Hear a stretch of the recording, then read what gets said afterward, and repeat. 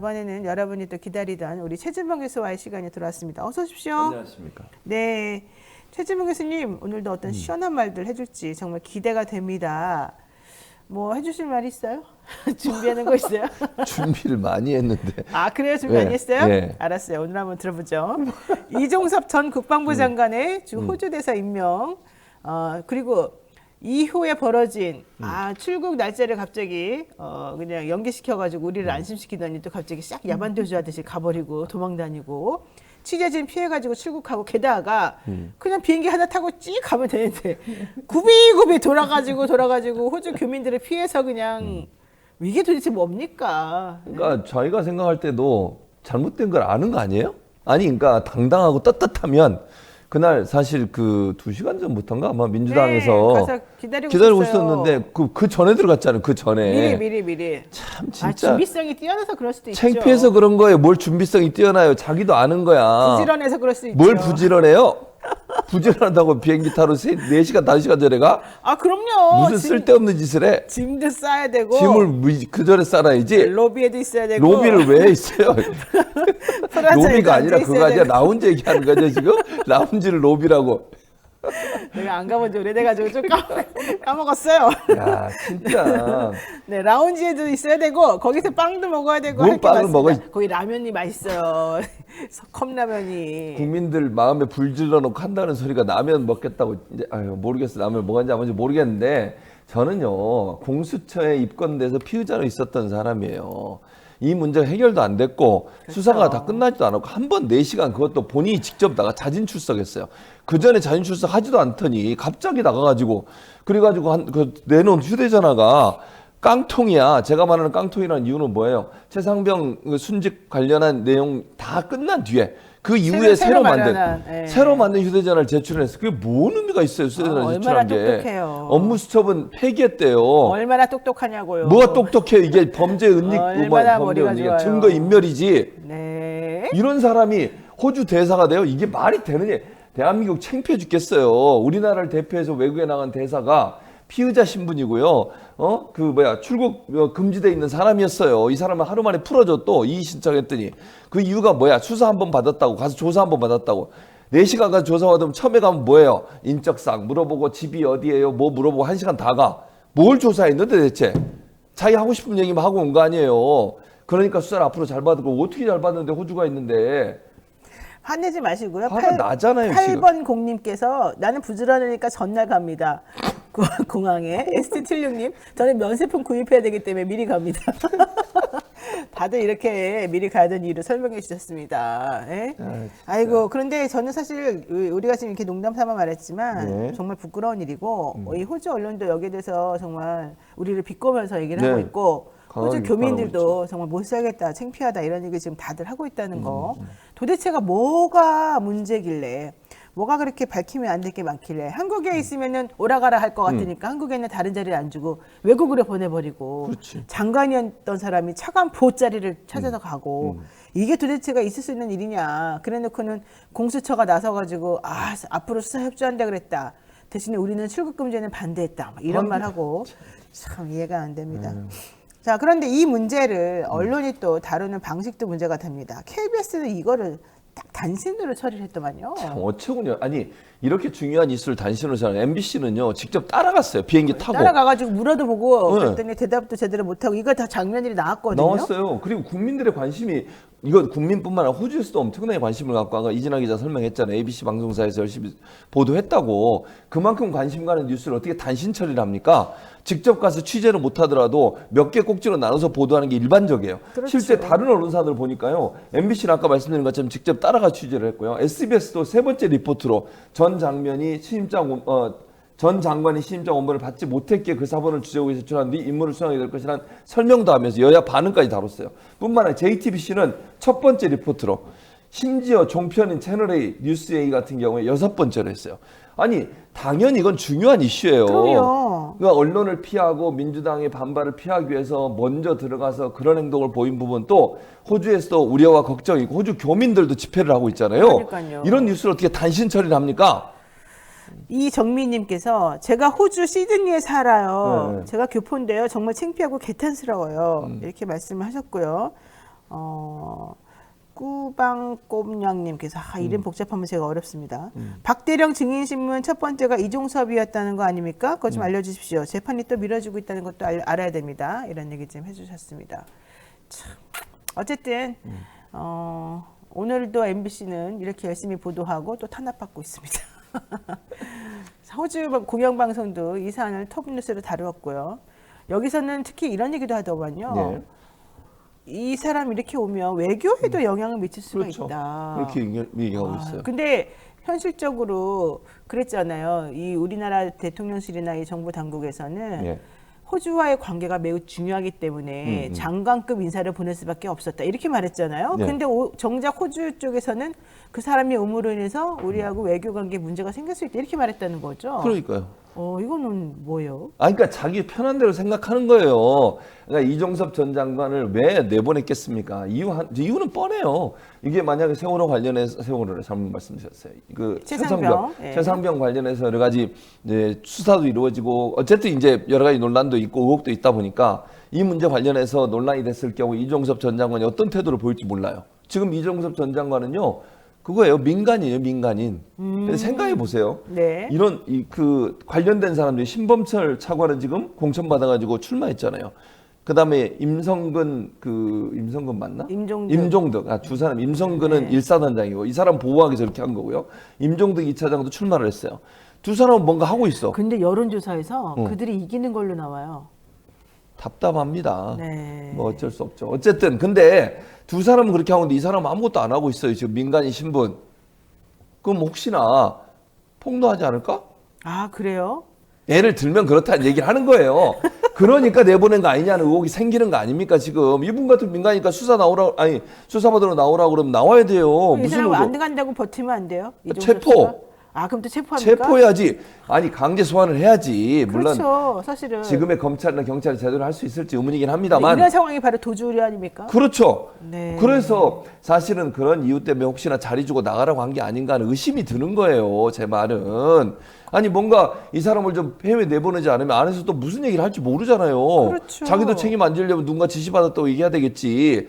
예를 들면 지난번에 MBC 보도에 따르면 그런 거 아닌가? 일반 전화로, 그러니까 대통령실 가지고 있는 일반 전화로 전화를 한 거잖아요. 그래가지고 지시하고 나서 브리핑을 갑자기 취소를 시켰어요.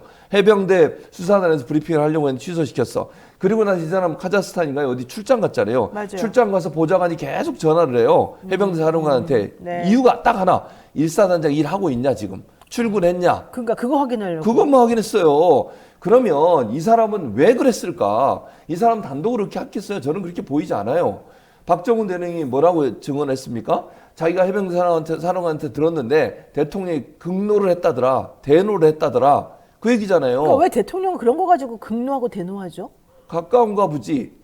누구랑? 그 1사단장. 왜요? 모르지. 내가 어떻게 알아요? 무슨 관계가 있을까요? 몰라요. 이해가 안 되는데요. 그렇게 콕 찍어서 꼭 보호해주고 그냥 감싸줘야 되는 그래서 이해가 안 된다는 거예요. 뭔가 있겠지. 그래서 특검해야 되는 거예요? 당연히 특검을 해야지. 밝혀내야 되니까. 근데 대통령이 거부권 행사할 텐데 3년이나 남은 대통령님인데. 또 해야지 그래도. 그래서 오늘 박주민 의원이 두 가지를 했잖아요. 이미 최상병 관련 특검은 패스트트랙에 올라가 있어요. 근데 그것도 거부권 행사할 것 같으니까 또 이종섭 또 한 거야. 그러면 이종섭이든 최상병 사건이든 특검을 해놓으면 하나가 거부권대로 또 하는 거야. 계속 해보는 거지. 그랬더니 갈 때까지 해보자. 여당에서 특검 남발한다 뭐 남발 같은 소리 욕하잖아요. 하고 있네. 그 말이 맞는 거 아니에요? 뭐가 특검 맞아요? 남발하잖아요, 지금. 아니 입법부가 할 일을 하는 거예요. 제대로 수사를 안 하니까 특검을 하는 거 아닙니까? 제대로 수사해봐 그럼 특검 하는지. 공수처가 이렇게 의혹이 해야지. 나오는데 공수처가 제대로 해야지. 공수처 제대로 못하잖아. 공처장도 지금 누가 임명될지도 모르잖아. 임명권을 대통령이 갖고 있어요. 알았어요. 흥분을 가라앉히시고. 화가 나게 하잖아. 옆에 질문이 지금. 저는 객관적으로 뭘 공정하게 객관적이야? 여당의 시각을 제가 딱 그러니까 짚어가지고 여당의 말해주는 시각을 거예요. 지금 얘기하는 거잖아요. 객관적이지 그럼요. 안 않고. 그러면 우리는 공정 언론이 아닙니다. 이렇게 되면 우리는 공정하게 여당의 시각과 대통령실의 의중을 정확히 전달하는 것을 제 오늘의 목표로 삼고 있습니다. 내가 얼마나 내 성실한 편이나 사람인지. 좀 들어봐. 내 편. 얼마나 성실한 사람인지 뭘 아시겠죠? 성실해요? 자, 박민 KBS 사장이 취임한 이후에 공영방송임에도 불구하고 정권 비판적인 보도를 지금 축소를 많이 하고 있어요. 그런데 실질적으로 KBS 사장이 된 이후에 KBS 박민 사장 된 이후에 KBS 구성원들이 지금 불만이 너무너무 높아요. 네. 그런데 계속해서 정권 비판적인 보도는 없어지고 정말 중요한 뉴스도 단신으로 처리하고 사라지고 예. 대통령 찬양하려는 얘기만 나오고 도대체 이게 뭡니까? 그러니까요. KBS가 이제 망가질 대로 망가진 거죠. 사실은 사장 한 명 바뀌었는데 이런 일이 일어나요. 그러니까 한 명만 바꾸면 되는군요, 모든 일이. 뭐 그런 거지 결국. 왜냐하면 임명권을 갖고 있기 때문에 보도국장을 누가 임명하고 보도국장도 원래는요 노조의 동의를 받아서 임명해야 되거든요. 그거 무시하고 해버렸어요 그냥. 그렇죠. 그 내규에 그렇게 돼 있어요. 그것도 이제 법적으로 문제된다고 저는 보거든요. 나중에 임기 끝나고 나면 윤석열 물러나자마자 아주 그냥 난리가 날 거예요. 근데 어쨌든 그래요? 진짜로 네. 그래요? 그럼요. 조사하고 수사해야지. 정권이 바뀌면 저는 그래야 한다고 보고요. 이게 예전에도 세월호도 마찬가지예요. 세월호 사건 때 KBS가 어떤 짓을 했는 줄 아세요? 그 당시에 보도국장 그 사람이 증언을 했어요. 세월호 특조위에 나와가지고 당시에 뭐라고 했냐면 원래 앞에 배치돼 있던 세월호 관련된 그러니까 정권의 부정적인 박근혜 정부의 부정적인 이미지가 날 수 있는 걸 뒤로 빼라. 또는 아나운서들이나 진행자들 그때 검은 옷 입고 진행하고 기억나시죠? 네, 맞아요. 그거 검은 옷 못 입게 해라. 맞아요. 그때 그랬어요. 이런 일이 있었어요. 그리고 뭐 예전에 영국 방문했을 때인가 비가 오다가 갑자기 해가 뜨니까 뭐 후광이 비친다 박근혜 전 대통령이 이런 보도까지 이런 식으로 망가진 사례들이 예전에도 있었어요. 그러니까 정권을 누가 잡느냐에 따라서 KBS가 망가지고 다시 회복됐다가 또 망가지고 그래서 공영방송을 공정하게 운영하기 위해서는요 이렇게 정권이 사장을 임명하는 제도를 바꿔야 된다고 얘기하는 게 공영방송을 거버넌스 그러니까 공영방송 거버넌스를 개편하자는 개정안을 내놨는데 네. 지금은 국민의힘 반대로 통과가 안 됐잖아요 결국은. 그랬죠. 방송법 통과시켰더니 거부권 행사했어요. 그랬죠. 그 국회를 통과했는데 대통령이 거부권 행사가지고 지금 발의를 못 해가지고 폐기돼 버렸어요. 그거 내용 보면요 여야가 추천해서 사장 만들지 말고 일반 예를 들면 위원회 이런 걸 만들어 가지고 사장을 추천하고 거기서 임명해서 하자고 하는 얘기예요. 그런데 그걸 거부권 행사해 가지고 못하게 만든 게 누굽니까? 윤석열 대통령이에요 지금.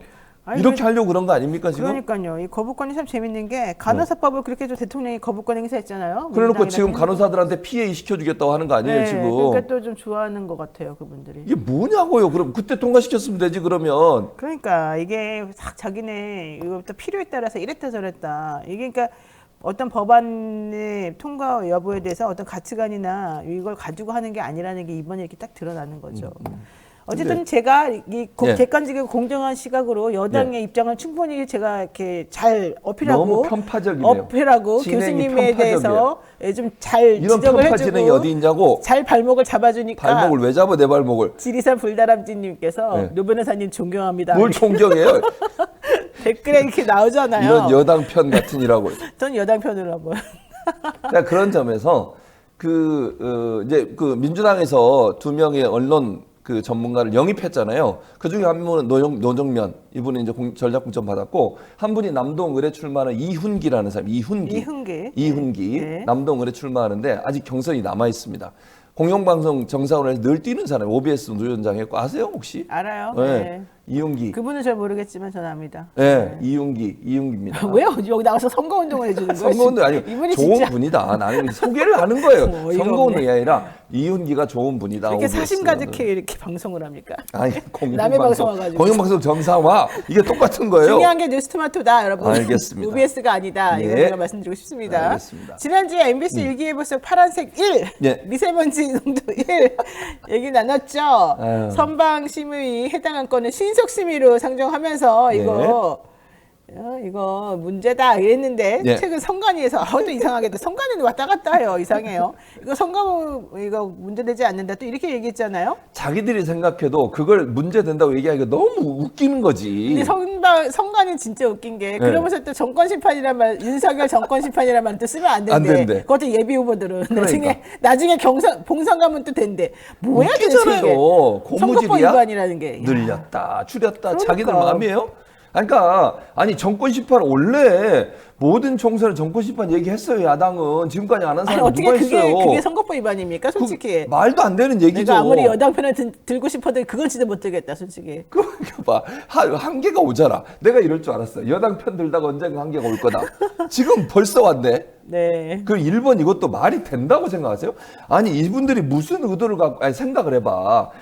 일기예보 하시는 분이 네. 민주당하고 관계 있는 분도 아니고 민주당을 뭘 지지하겠다고 1번에 그리고 제가 볼 때는요 이거 이렇게 국민의힘이 문제 삼기 전에는 이걸 그렇게 생각하는 사람이 없었을 거야. 내가 볼 땐 그분들은 그냥 늘 색안경을 끼고 혹시나 또 1번 지지하는가 이런 생각을 하니까 이런 생각. 뭐가 눈에 뭐만 보인다잖아. 그래도 파란색 1번은 좀 딱 파란색 위험한 거 아닙니까? 이것 보세요. 솔직히 선거법 아니, 위반 아닙니까? 정부가 네. 규정을 만들어놨어. 미세먼지가 보통일 때는 파란색으로 규정한다. 아, 그래서 그렇게 돼 그렇군요. 있어요. 어허. 그래서 파란색이에요. 누가 그럼 그때 빨간색으로 하지? 정상이고 보통은 빨간색 이렇게 정하세요. 그럼 빨간색으로 했겠지 1번에. 저는 선관위가 왜 이렇게 편파적이고 잘못된 결론 내렸나 했는데 그게 아니었군요. 예, 원래 일기예보 할 때 그 파란색은 보통일 때 그리고 좀 안 좋을 때는 빨간색 이렇게 돼 있어요. 그게 원래 파란색과 정해진- 빨간색의 차이는 보통과 나쁨이에요. 아. 미세먼지 상태가. 야, 그러면은 이걸 가지고 뭐라고 한 것 자체가 보통과 코미디인데. 나쁨인데 미세먼지 차이 얘기한 거예요. 제가 파란색은 좋음. 좋음. 그러니까 미세먼지가 없어서 공기가 좋고 빨간색은 공기가 안 좋을 때 빨간색으로 표시하거든요. 근데 그때 그 아나운서는 빨강 치마 입지 않았어요? 그랬더니 몰라 확인이 안 되는데. 그리고 내가 얘기했죠. 빨간 뉴스 치마 외전 입었대요. 뉴스 외전은 왜 2번 계속 쓰는 거야? 2번. 맞아요. 뉴스에서 진짜 이거 오렌지 뉴스. 그것도 무슨 개혁신당이야 그러면? 오렌지면? 뭔 소리를 하는 거예요 진짜. 아이, 그래도 파란색 딱 그러니까 상징적으로 느껴지잖아요. 응? 아무리 봐도 선거법 위반 같은데. 뭔 이방입니다 진짜. 뭘 방송을 만들지 말라는 거지. 아니 방송한테 뭐 숫자 쓰지 마라 색깔 넣지 마라 뭘 어떻게 하겠다는 거고 검정색 하얀색만 써 그러면? 칼라 TV가 왜 필요해? 흑백으로 바꿔 다시 옛날로. 칼라로 할 필요가 없잖아. 다 검정색 하얀색으로 하면 되지. 그래 안 그래? 생각을 와, 해봐. 진짜 신박하다. 신박하잖아요. 칼라를 왜 만들었어요? 와, 칼라 TV를. 흑백 TV라면 이런 문제가 없을 텐데. 없지. 다 하얀색, 파란, 검정색밖에 없잖아. 지금 변희재도 빨간색 달고 오고 말이야. 이런 식으로 넥타이를 빨간색 아이고. 국민의힘 같으니라고. 꾸방꾸방님이 다시 말씀하셨습니다. 예. 오늘 날씨 앵커 잡혀갑니까? 파란 스커트 입고 나왔던데. 참네요. 네, 이 사안에 대해서는 보수 언론도 나서서 비판을 했습니다. 네. 일자 썼다고, 여사 뺐다고 방송 제재하냐?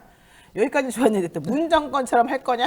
조선일보 사설인데 하여간 뒤에- 조선일보 왜 이럽니까 진짜? 아니, 그러니까 저는 이게 제가 보니까 돌려가기 하는 게 뭐예요? 아니, 그러니까 뭔지 비판할 모르겠어요. 거면 똑바로 하고 싶은 하든지. 말이 뭔지 모르겠어요. 그러니까 제가 볼 때는 문정부가 언제 이런 거 가지고 시비 걸었어요? 아니 그러니까요. 일자 가지고 시비 걸었냐고 색깔 그러니까요. 갖고. 그런 적이 없어요. 아니, 어머, 진짜. 큰일 났어요. 뭡니까? 신 프랑코님께서 네. 뉴스마트 뒤에 파란색 배경 바꿔요. 아 이게 파란색이래 진짜. 이게 친민주당이야? 이거 빨간색으로 바꿔야 돼요. 네. 여러분 제가 분명히 제안했습니다. 빨간색으로 바꿔달라고. 그러니까 너희 면서 빨간색을 입고 오세요. 그래서 내가 빨간색 좋아해요. 되게 잘 어울리고. 중요한 건 네. 이제 보수 언론까지도 어쨌든 이렇게 하는 건 옳지 않다라는 사설을 쓸 정도가 됐다는 거. 이게 정말 무슨 코미디도 아니고 진짜 창피스러워 죽겠다는 거. 네. 요거를 꼭 말씀드리고 싶습니다. 아무리 네. 제가 여당 편향적 방송을 하고 싶어도 이런 부분에 대해서는 하기가 좀 곤란합니다.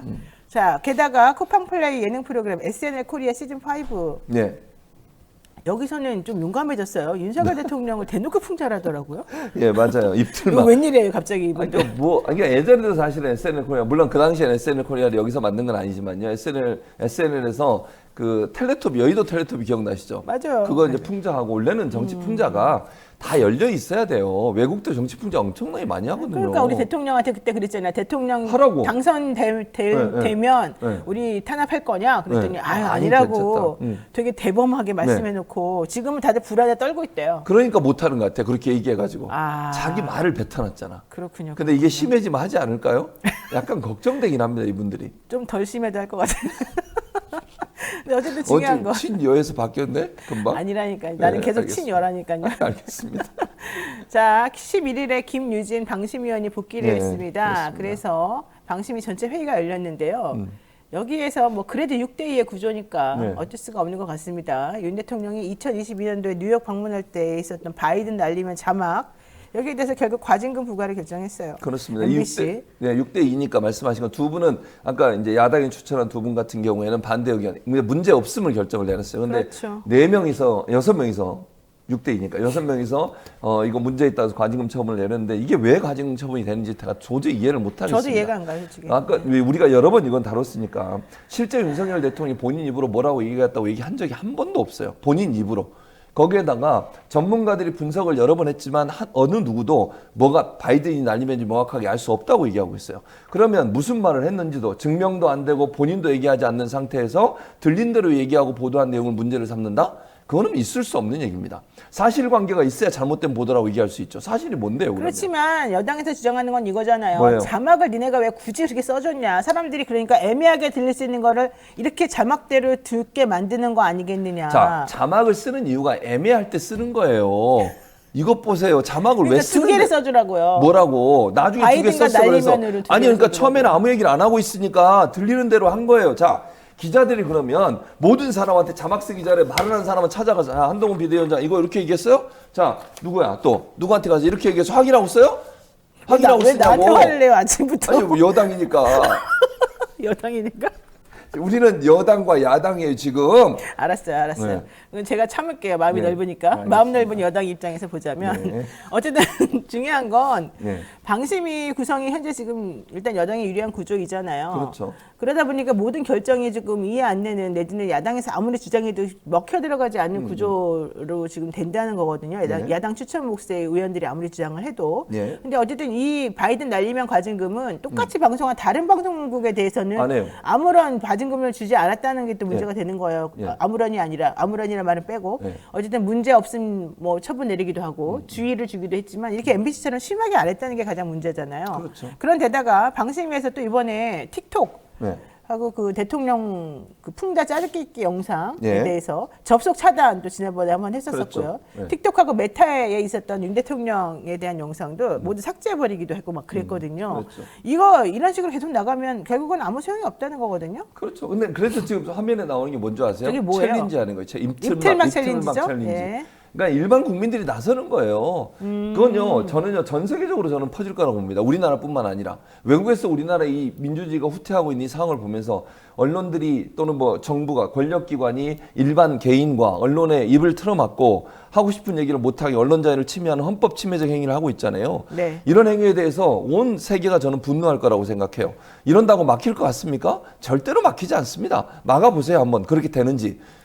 지금이 어느 시대인데 그런 행동을 합니까? 아니 무슨 민주주의를 후퇴를 시켜도 이따위로 군사정권 시대로 후퇴시켜놓은 거잖아요. 지금 자유롭게 말할 권리를 왜 방해하는 거예요 대체? 아니 누구든 대통령 앞이든 누구 앞이든 자기 할 말 할 수 있는 게 대한민국 사회 아닙니까? 민주주의 기본 권리이고 헌법에 보장된 권리예요. 그래도 그러면 안 되죠. 대통령의 의중을 따라줘야죠. 아니 대한민국이 무슨 독재국가의 대통령의 의중을 왜 따라야 되는데? 그래서 스웨덴이나 외국 언론에서 이런 말을 했습니다. 대통령은 지금 대통령이 아니라 대한민국은 지금 독재화 중이다. 진짜 이렇게 말했다니까요. 그러니까 창피해 죽겠어요. 아니 대한민국 사는 게 자랑스러울 때가 있었어. 우리가 코로나 때예요. 코로나 때 우리가 K 방역 잘하고 정말 경제적으로 잘 선방해서 정말 칭찬받고 잘한다고 박수받고 우리의 그 K 방역의 시스템 자체가 왜 수출도 되고 이랬잖아요. 그때 얼마나 자랑스러웠습니까? 근데 지금 우리는 다른 나라 가서 대한민국 산다는 게 창피해 죽겠어. 그래서 나가질 않아요. 제가 해외를 창피해가지고. 그런 거예요? 돈 없어서가 아니라? 돈 없어서 이유가 뭐든 안 나가요. 근데 중요한 건 이거죠. 한국의 언론과 표현의 자유가 지금 그 지수 자체가 막 너무 떨어지고 있죠. 지금 모든 언론들이 대한민국 지금 마치 대통령이 미국의 트럼프 대통령처럼 뭐가 가짜뉴스인지도 모르는데 막 본인의 뜻하고 안 맞으면 가짜뉴스라고 자기 마음대로 딱 결정해버리고 말을 못하게 하고 입틀막을 해버리고 이거 정말 문제다. 한국이 민주화에서 독재화로 전환되고 있다. 이러면서 민주주의 보고서 2024라고 하는 그 보고서에 한국이 지금 독재화로 전환이 진행되는 국가 중 한 곳이다. 이렇게 말했고요. 한국의 자유민주주의 지수가 179개국 중에서 47위이고 0.60이다. 이렇게 얘기를 했습니다. 근데 우리가 사실은 작년만 하더라도 0.73이었고 28위였는데 정말 몇 단위가 아니 20단위가 떨어지니까 20개 단위가 그리고 그 전엔 사실 높았었어요. 그렇죠. 이거 게다가 보고서에서는 윤석열 대통령의 권력을 남용하는 모습을 보인다. 이런 내용들도 써 있고요. 윤 대통령이 성평등을 공격하고 문재인 정권 행정부 구성원들을 처벌하기 위해서 강압적인 조치를 취하고 있다. 이렇게 또 보고서에 나왔습니다. 그러니까. 우리가 한 게 아니라 보고서에 이렇게 보고서에 나와 이렇게 돼 있어요. 예, 야, 그러니까 이거 어떻게 봐야 돼요? 그러니까 얼마나 창피한 일이냐고. 전 세계가 이 보고서를 보면 어떤 생각이 들겠습니까? 대한민국의 민주주의는 거의 사라지고 있구나 이런 생각이 들 수밖에 없는 것이고요. 이게 단순히 그냥 민주주의 수치가 낮아졌다, 뭐 지수가 낮아졌다는 문제가 아니에요. 이렇게 되면요, 전 세계적으로 우리나라 국가의 위상은 어떻게 되겠습니까? 이거는 무역이나 수출에 영향을 안 미치겠습니까? 저는 미친다고 생각해요. 그러니까 우리나라의 국가의 신뢰도가 떨어지면요, 우리나라에서 만든 제품에 대한 신뢰도 떨어지게 되고요. 네. 나라의 이미지가 떨어지게 되면 우리나라에 투자하려고 하겠습니까? 사람들이 안 하게 될 겁니다. 남북 관계도 지금 불안해가지고 한반도의 불안감이 점점 더 높아지고 있어요. 그냥 코리아 디스카운트가 일어나고 있는 거 아닙니까? 어느 누가 이 위험한 나라에, 그리고 민주주의가 상실돼서 본인의 이익 실현에 문제가 된다고 판단하면 어느 누가 투자를 하겠냐고 우리나라에. 네. 그러면 단순히 정치의 문제가 아니에요. 이거는 경제의 문제이기도 하고요. 우리나라 전체적인 신뢰도의 문제이기도 해요. 우리나라 신뢰도가 떨어지고 민주주의에 대한 지수가 떨어지게 되면 우리나라 전체가 전 세계로부터 신뢰도 떨어진 것을 통해서 경제적으로 어려움을 겪게 되고요. 무역에도 문제를 발생시켜야 돼서 우리나라 전체에 큰 악재로 작용할 가능성이 있다는 거예요. 그러니까 단순히 그냥 민주주의가 후퇴한다는 걸 끝나는 문제가 아니에요. 이거는 우리 모두가 위험에 빠지는 행동을 대통령이 나서서 하고 있는 행동이고, 저는 이거 멈춰야 된다고 생각합니다. 아, 그러니까 독일 유력지 베를리너 모르겐 포스트에서는요. 9일 현지 시각으로 9일자 기사에서 한국의 도널드 트럼프가 민주주의를 훼손하고 있다. 이런 제목의 기사를 썼고요. 카이스트 졸업생 입틀막 사건을 거론하면서 한국에서 대통령은 비판을 감당할 수 없냐. 민주주의가 위험에 처해 있냐. 이런 등등의 논의가 진행되고 있다. 미국에서 벌어졌던 일이 동아시아에서도 일어나고 있는데 윤 대통령이 트럼프 전 대통령처럼 자신에게 비판적인 보도와 언론을 가짜뉴스라고 부르면서 억압하는 데 활용하고 있다. 특히 비판하는 언론사, 비판적인 언론사와 언론인에 대한 압수수색, 바이든 날리면 보도에서 MBC를 고소한 것 등 이런 사례들을 다 언급을 하면서 윤 대통령이 가짜뉴스는 민주주의를 위협한다고 여러 차례 강조하는데 과연 무엇이 가짜뉴스인지를 스스로 결정하고 싶어 한다.